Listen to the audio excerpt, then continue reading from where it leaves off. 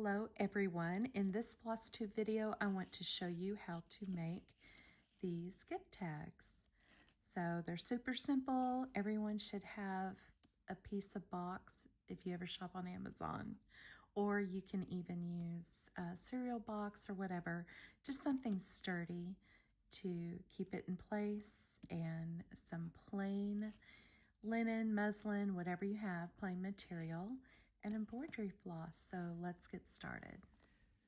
So today we're going to start, like I said, I just use, what I like to use is painter's drop cloth, because you can get a huge piece of it and it's fun and simple to sew on. It's a good neutral color and you can get a lot of fabric for what, $9, however much it is. And $15, I think some of them are, but I just get a medium weight, and that's all this is. So I get a piece out, I get the smallest hoop I can find, and I just use a water soluble, I guess that's what you call it, pen.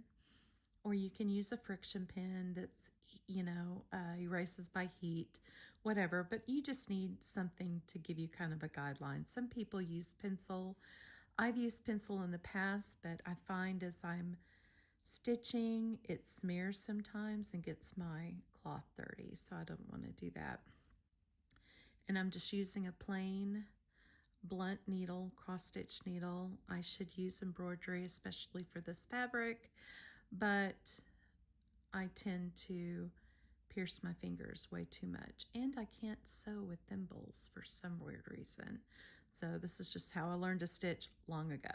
So anyway, Flossie right here is going to be my little needle minder.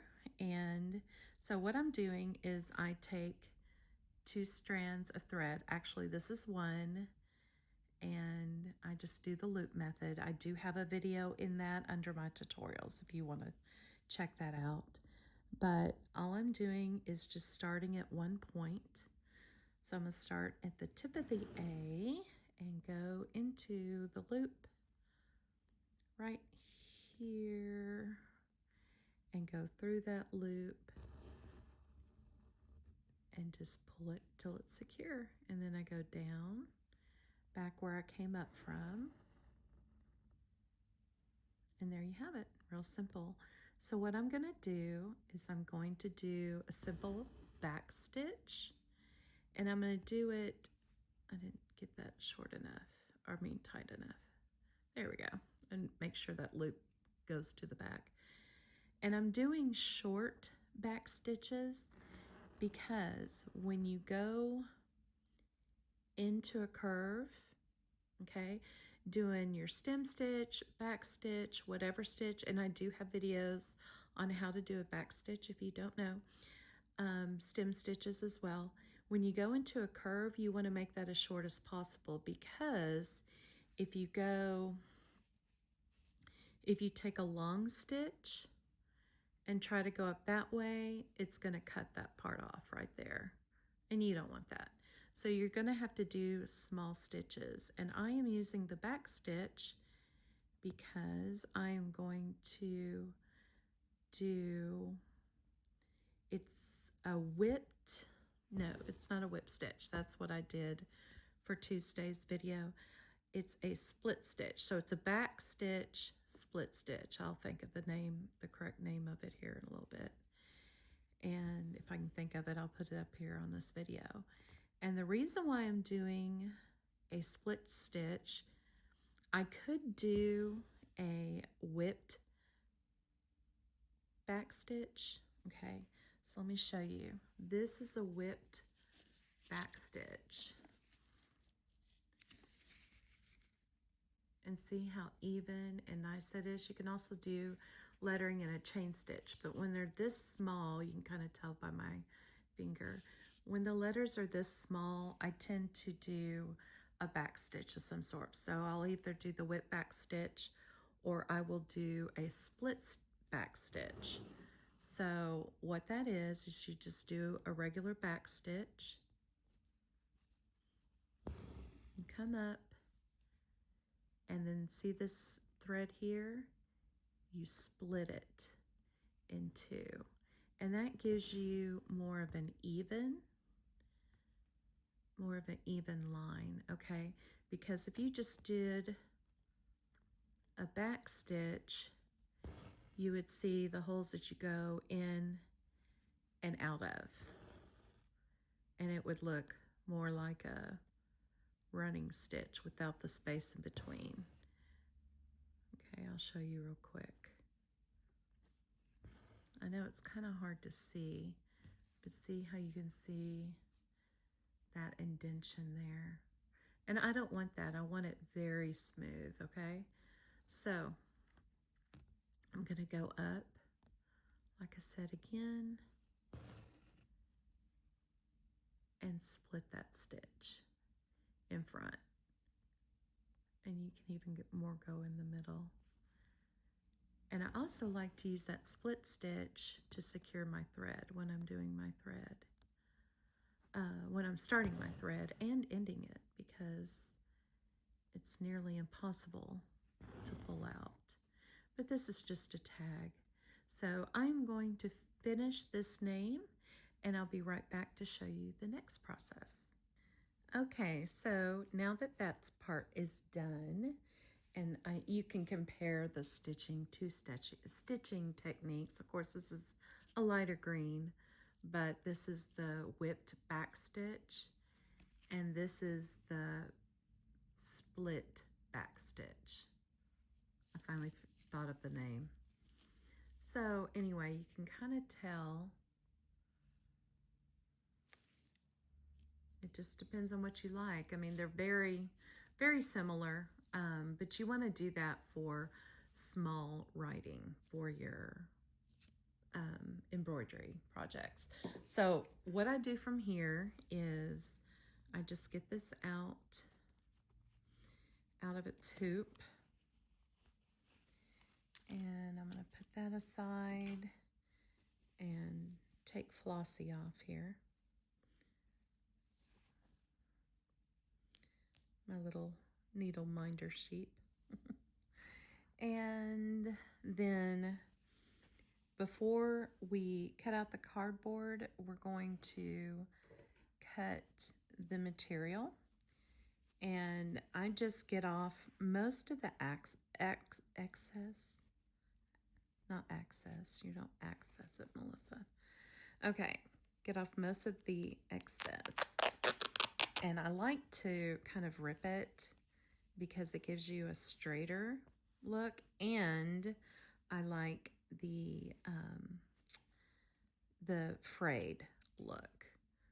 So this, I don't know if I can rip it with this little, we'll try. Yeah, no. Okay, so we can cut this off and then fray it. And these are my dull scissors, which I don't know why I got those out. Those are my scissors that I cut wire and paper and cardboard with, so they're very dull. Let's see if I can rip it from this. Probably can't. Yeah, this is the edge where it's not so easy to rip. And that's the only thing about this. It's a medium weight painter's drop cloth, and it's made to be durable, so it's not going to rip very easily on one side. If I went this way, it would. But okay, so I can do more, but I'm going to fray these edges here. But what we want to do now is bend it in half, okay? So, and the reason why we bend it in half is because we're going to make a tail at the end. And when I say a tail, I mean it's going to be just like a little tag. And I wanted them even. Okay, so I wanted it to be even, and I wanted that to be straight up the middle. And then we're going to use about this much distance. I hope I'm not getting out of camera. Okay, or frame here. So we're going to use that much distance and cut that. Let's see if this will rip better this way. I think it will. Yeah. Okay. So, and then you just get all your little frayed pieces. If you want it frayed. I mean, if not, you can just take your rotary cutter and cut it. I like the frayed look because I don't know, I like kind of worn looking things. Okay, so you have that, and you know what? I'm going to trim this just a little bit more because it's just not as even as I want it to be. Okay, and then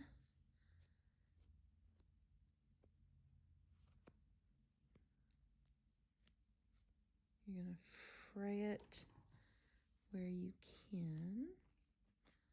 Just a little bit, you know, to give it kind of that rugged look. And like I said, you don't have to do this part, but I like doing that. Okay, so now we have our tag. It's not quite a tag yet.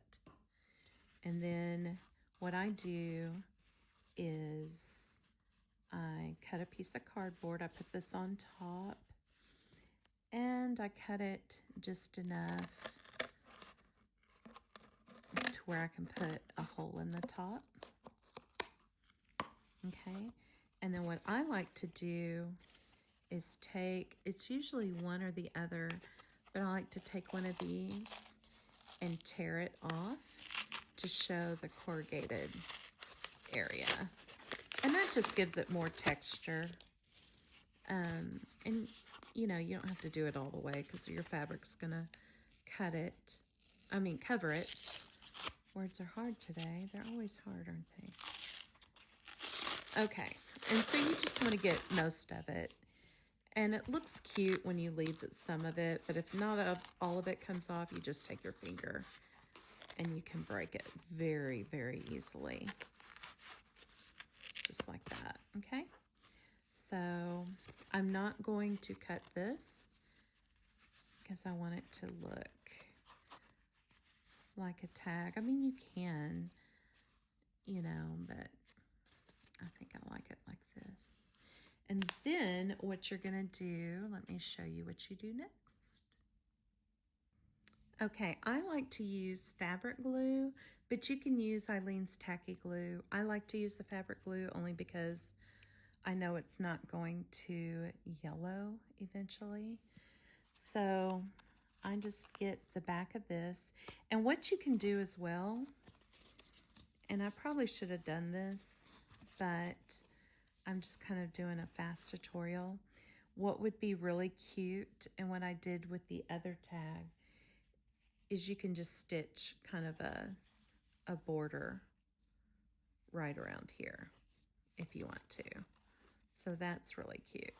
But for time purposes, I'm just showing to you this way. And I just put a little bit of this glue, and this glue is very strong. So if you're sensitive to smells, then make sure you're in a very well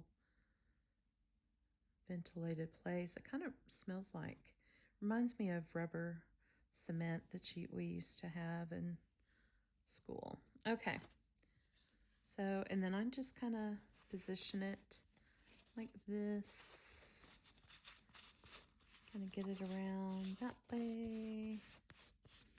And then what you can do, if you didn't cut it very even, let me get the lid on this.